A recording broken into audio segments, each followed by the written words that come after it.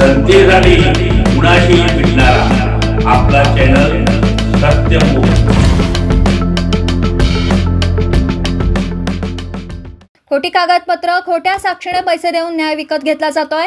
याला आळा घालण्यासाठी 1600 कोटी खर्च करून प्रत्येक जिल्ह्यात नार्को पॉलिग्राफ बसवावा आणि न्यायमूर्तींसाठी जस्टिस विधी नियम लागू करावा। यासाठी सुजाण नागरिकांनी आपल्या खासदारांकडे मागणी करावी असं मत सर्वोच्च न्यायालयातील व्याख्यानात वकील अश्विनी कुमार उपाध्याय यांनी येथे केलं।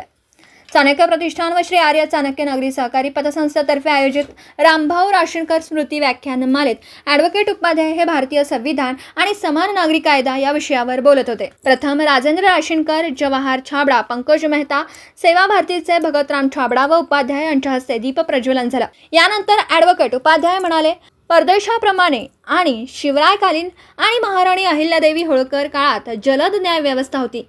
इंग्रज राजवटीत लूट करण्यासाठी बनवलेले कायदे अजून आपल्याकडे चालू आहेत। यात बदल झाला पाहिजे। सर्वोच्च न्यायालय हे राष्ट्रपतींना 3 महिन्यात बिलावर निर्णय करा असं सांगता, पण न्याय देणारा सर्वोच्च, उच्च आणि जिल्हा न्यायालयात करोडो खटले दीर्घकाळ पडून आहेत। त्यावर वेळेचं बंधन लावत नाहीत, चर्चाही करत नाहीत।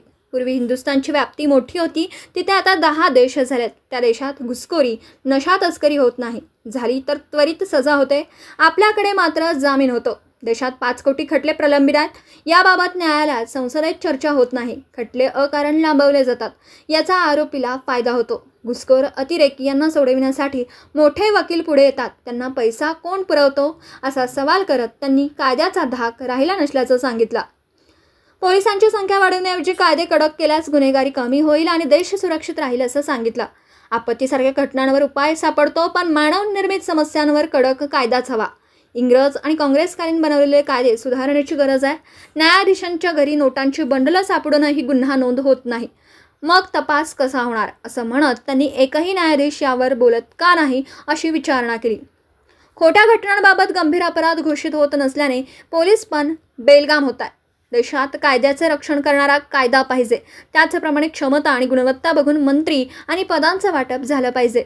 यासाठी जात पाहणं हे चूक आहे असं स्पष्टपणे सांगितलं। खोटी कागदपत्र सादर करणं हा अपराध नसेल तर अशा कायद्यांमुळे देश सुरक्षित कसा राहील? यामुळेच अनेक जण परदेशात जात आहेत। दुबईत राम मंदिर नाही पण रामनीती आहे। ॲडव्होकेट उपाध्याय म्हणाले, न्यायपालिका, विधानसभा, संसद येथे टीका टिप्पणी होते, भांडणांच्या बातम्या येतात। लोकांना पण अशा नुरा कुस्ती आवडतात। वास्तविक जिथे घुसखोरांना रेशन कार्ड, आधार कार्ड देताना पैसे घेऊन भारतीय बनवलं जातं, त्याचा काही जण फायदा घेतात। त्यांना रोखलं जात नाही, कारण कायदे चुकीचे आणि सडलेले आहेत। कायदे कडक केल्यास 5 कोटीपैकी निम्मे खटले संपतील आणि ते असा गुन्हा परत करणार नाहीत। घोटाळेबाजांना दीर्घकाळ सजा अपेक्षित आहे। कोर्टात अमेरिकेप्रमाणे प्रत्येक दोषी कलमांसाठी वेगळी सजा आणि स्वतंत्रपणे भोगली जाते। लहान मोठा वकील बघून भेद होत नाही अशी माहिती पण दिली। देशाचा कर भरणारे हे खाजगीत उपचार करून घेतात। शिक्षणात पण असा भेद आहे असं सांगितलं।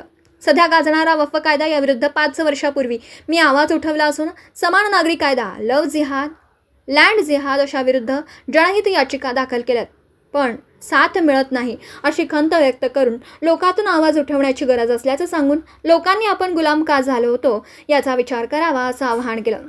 शेवटी आभार नरेंद्र पुरोहित यांनी मांडलं, तर अर्चना रानडे यांनी संपूर्ण वंदे मातरम म्हटल्यानंतर 3 दिवसीय व्याख्यानमाला कार्यक्रम संपला। सदर कार्यक्रमात भगतराम छाबडा, दीपकराव राशीनकर, श्यामसुंदर मर्दा, दंतोपंत जोशी, कमलाकर नाईक, कौशिक मराठे, गजानन महाजन गुरुजी उपस्थित होते। सत्यमुख प्रतिनिधी रामभाऊ ठिंकणे, इचलकरंजी।